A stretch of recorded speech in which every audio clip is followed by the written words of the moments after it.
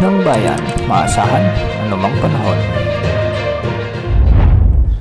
Magandang araw po sa ating lahat. Ngayon ay araw ng Lunes, May 26, 2025 at narito na ang latest update sa magiging lagay ng ating panahon.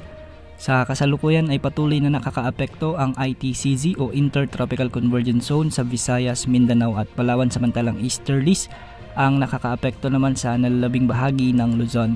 Dahil nga sa pag-iral ng Intertropical Convergence Zone ay asahan ang maulap na kalangitan na may mga kalat-kalat na pagulan, thunderstorms sa Zamboanga Peninsula, Negros Island Region, Western Visayas at Palawan. Hindi rin inaalis ang banta o posibilidad ng mga biglang pagbaha o pagguho ng lupa, lalo na kung may mga katamtaman at minsan ay malalakas na pagulan. Sa nalalabing bahagi ng Visayas, Mindanao at Mimaropa ay Intertropical Convergence Zone din ang magdadala ng bagyang maulap hanggang sa maulap na kalangitan na may mga isolated rain showers and thunderstorms. Posible pa rin ang banta ng flash floods o landslide. Sa Metro Manila at nalalabing bahagi ng Luzon ay magiging bagyang maulap hanggang sa maulap din ang mga papawirin na may mga isolated rain showers and thunderstorms dulot ng umiiral na easterlies. Sa kasalukuyan wala pa rin tayong namomonitor na LPA o bagyo na posibleng makaapekto o pumasok sa ating area of responsibility sa susunod na 3 hanggang 5 araw. Para naman sa lagay ng mga pag-alon sa ating karagatan, ng mga pag-alon